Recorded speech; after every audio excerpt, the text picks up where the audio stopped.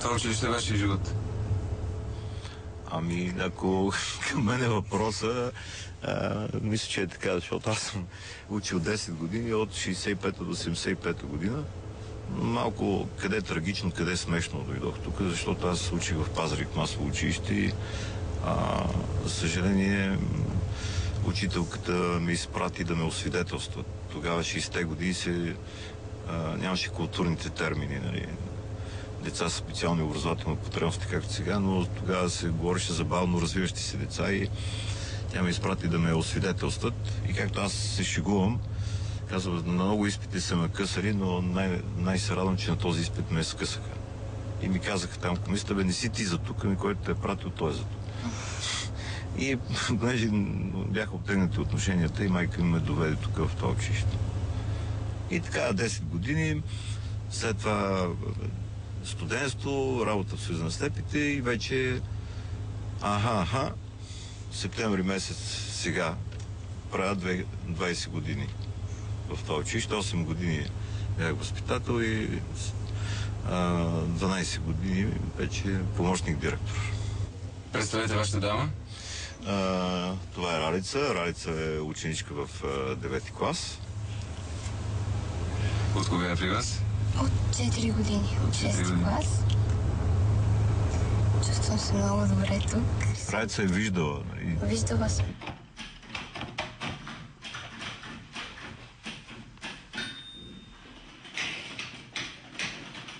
Айде, пишете. Условен оператор. Двусъставност на средновековната художествена нормативност. Етикет и канон. Казаното до тук обяснява принципната нормативност на средновековното славяно-византийско изкуство и в частност на литературата. Средновековният писател е образът с система от предварително установени правила и изисквания, с които трябва да се съобразява. Тази нормативност има две страни – етикет и канон. Как се чувствате, когато някой ви съжалява? Аз не смятам, че хората трябва да ни съжаляват за това, че не виждаме, дори напротив. Това, което ние правим, е достойно за уважение от околните и това, че понякога хората ни съжаляват, мен лично ме обижда. И ми е неприятно. Виждал ли си някога, господин Вълк? Не. Само чете на скайпа какво съм написал. По-добре жив и красив, отколкото с коса и грозен. Как си го представяш? Можеш ли да го пишеш? Вие се познавате добре. Той казва, споменавал нещо за неговата пасторска брада. И може би има брада, не знам. Но... Дай си ръката. Ето. Вие имате брада. Цяла брада. Тук нямам нищо. Отзад имам известно количество коса, но... Да. Това е. Иначе... ръста му не е много...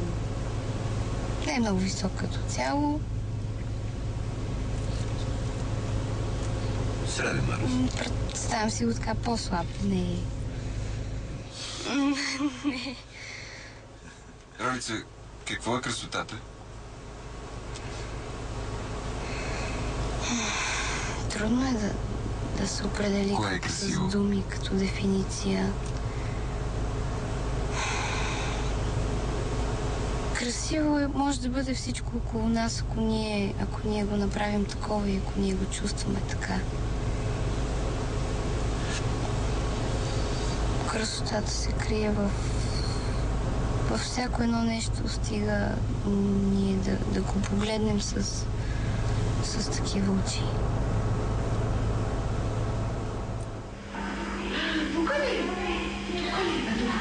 Миличка, погледни горе.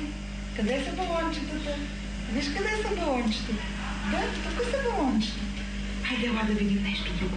Светло, светло, светло и накрая това става тъмно.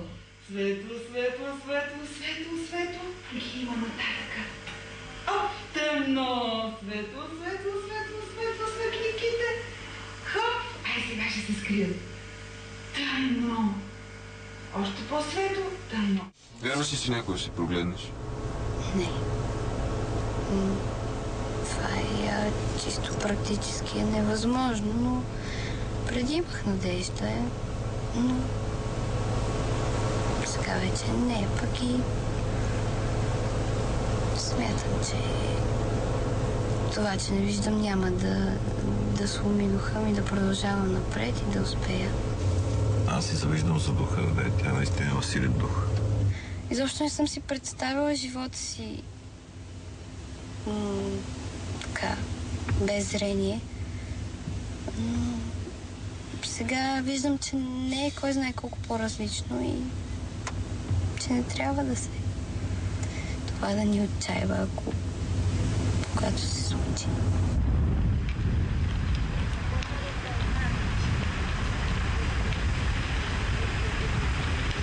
Родителите, които не знаят за нашето училище или не знаят как детето им да се обучава при нас, мога да кажа телефона на училището 898 1264 и GSM 0898 594 116.